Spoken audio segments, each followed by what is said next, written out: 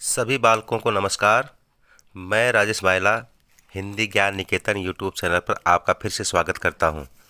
बच्चों, आज हम हिंदी व्याकरण के प्रमुख तथ्य जैसे ध्वनि, वर्ण, अक्षर, शब्द, वाक्यांश, वाक्य, शिरोरेखा इत्यादि के बारे में महत्वपूर्ण जानकारी प्राप्त करेंगे। सबसे पहले हम बात करते हैं ध्वनि की। ध्वनि किसे कहते हैं? भाषा की सबसे छोटी इकाई ध्वनि कहलाती है, अर्थात हमारे मुख से उच्चरित ए, आ, ई, कै, ख, ग, घ आदि ध्वनि के अंतर्गत माने जाते हैं। इसके अतिरिक्त पशु पक्षियों के मुख से निकलने वाली आवाज़ भी ध्वनि के अंतर्गत आती है। इसके बाद आती है वर्ण। हमारे मुख से उच्चरित ए, आ, ई, कै, ख, ग, घ आदि ध्वनियों को जब लिखित रूप दे दिया जाता है तो उसे वर्ण कहा जाता है। जैसे कै, ख, ए, आ।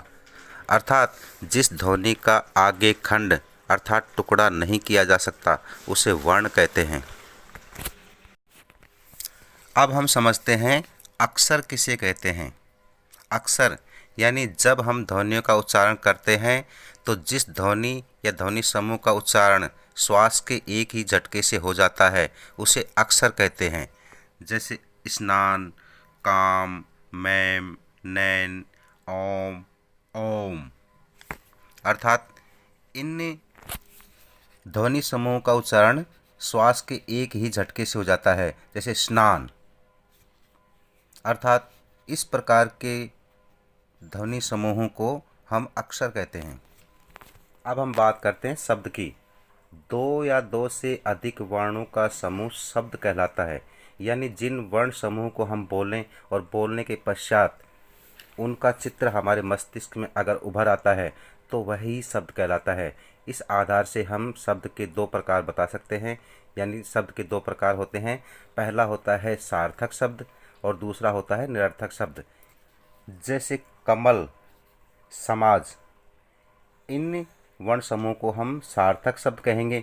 और इसी आधार से जैसे मक्कल और डचम यह निरर्थक शब्द हैं। यानी दो या दो से अधिक वर्णों का समूह शब्द कहलाता है। वर्णों के समूह यानी शब्द को बोलने के पश्चात अगर मस्तिष्क के अंदर चित्र उभर आता है तो वह सार्थक शब्द होता है, और कुछ भी समझ में नहीं आता है तो वह निरर्थक शब्द होता है। इस आधार पर हम यह कह सकते हैं कि वर्णों का यह समूह सार्थक भी हो सकता है और निरर्थक भी हो सकता है। अब हम व्याकरण की प्रमुख विषय वस्तु भाषा को समझते हैं। भाषा क्या है? मनुष्य एक सामाजिक प्राणी है। सामाजिक प्राणी होने के नाते मनुष्य को एक दूसरे से हमेशा विचार विनिमय करना पड़ता है। कभी वह सिर हिलाने या संकेतों के माध्यम से अपने विचारों या भावों को प्रकट कर देता है, तो कभी उसे ध्वनियों, शब्दों एवं वाक्यों का सहारा लेना पड़ता है। इसी को भाषा कहते हैं। यानी व्यक्ति अपने विचारों का आदान प्रदान किसी भी माध्यम से अगर करने में सक्षम है तो वही भाषा है। भाषा के बारे में यह एक प्रमाणित तथ्य है कि भाषा ही एकमात्र ऐसा साधन है जिसके माध्यम से मनुष्य अपने हृदय के भाव एवं मस्तिष्क के विचार दूसरे मनुष्यों के सामने प्रस्तुत कर सकता है। इस प्रकार समाज में पारस्परिक जुड़ाव की स्थिति बनती है। यदि भाषा का प्रचलन न हुआ होता तो बहुत संभव है कि मनुष्य इतना भौतिक, वैज्ञानिक एवं आत्मिक विकास भी नहीं कर पाता। भाषा न होती तो मानव अपने सुख दुख का इजहार भी नहीं कर सकता। भाषा के अभाव में मनुष्य जाति अपने पूर्वजों के अनुभवों से लाभ नहीं उठा सकती। भाषा शब्द की उत्पत्ति संस्कृत के भास धातु से हुई है, जिसका अर्थ है प्रकट करना। यानी जिस माध्यम से हम अपने मन के भाव एवं मस्तिष्क के विचार बोलकर प्रकट करते हैं उसे भाषा कहते हैं। भाषा ही मनुष्य की पहचान होती है। उसके व्यापक अर्थ को अगर हम समझें तो इस प्रकार से समझ सकते हैं कि भाषा वह साधन है जिसके माध्यम से हम सोचते हैं और अपने भावों अर्थात विचारों को व्यक्त करते हैं। इसी को भाषा कहते हैं। अब हम बात करते हैं वाक्यांश की। जब दो या दो से अधिक सार्थक शब्दों पर ध्यान दीजिए। जब दो या दो से अधिक सार्थक शब्द आपस में मिल जाते हैं, यानी जो शब्द मिल रहे हैं वो निरर्थक नहीं होने चाहिए, शब्द सार्थक होने चाहिए। जब ये आपस में मिल जाते हैं परंतु पूर्ण वाक्य नहीं बन पाते तो शब्दों का यह समूह वाक्यांश कहलाता है। जैसे ईश्वर में विश्वास करने वाला, यानी ये शब्द सार्थक तो हैं, आपस में मिल भी गए हैं, लेकिन यह पूर्ण अर्थ नहीं दे रहे, यानी पूर्ण वाक्य नहीं है, इसलिए इनको हम वाक्यांश कहेंगे। शब्दों के यह समूह पूर्ण वाक्य न होकर वाक्यांश की श्रेणी में ही आता है। अब हम समझते हैं वाक्य किसे कहा जाता है, यानी वाक्य की परिभाषा। जब दो या दो से अधिक सार्थक शब्द आपस में मिलकर किसी निश्चित अर्थ या भाव को प्रकट करते हैं तो उसे वाक्य कहा जाता है। जैसे सीता गाना गाती है, यह वाक्य है क्योंकि इसमें जो शब्द मिले हुए हैं वो सार्थक हैं, आपस में मिलकर एक पूर्ण वाक्य का निर्माण कर रहे हैं और जिसका एक निश्चित अर्थ है।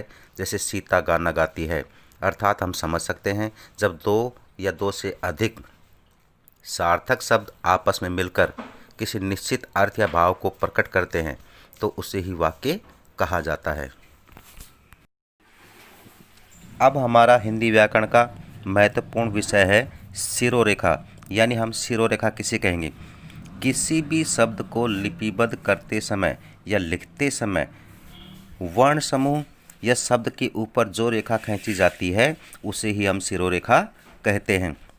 जैसे हमने अलग अलग वर्ण लिखे हैं क, मै, ल, ये तीनों वर्ण अलग अलग हैं, लेकिन इन तीनों वर्णों को एक साथ जब बांधते हैं तो इनके ऊपर एक रेखा आड़ी खींचते हैं, उस आड़ी रेखा को ही हम शिरोरेखा कहते हैं। आड़ी रेखा खींचने के पश्चात ये तीनों वर्ण एक साथ बन जाते हैं और ये एक शब्द का निर्माण करते हैं जिसको हम कमल कहते हैं। तो बालकों, आज की वीडियो समाप्ति की मैं आपसे आज्ञा चाहता हूँ। आज की वीडियो में हमने समझा है हिंदी व्याकरण के महत्वपूर्ण तथ्य, यानी ध्वनि किसे कहते हैं, वर्ण, शब्द, अक्षर, वाक्यांश, वाक्य, और साथ ही साथ हमने समझा है भाषा की परिभाषा, भाषा का अर्थ। उम्मीद करता हूँ वीडियो आपको पसंद आया होगा। मिलता हूँ अगले वीडियो में, तब तक के लिए जय हिंद, जय भारत।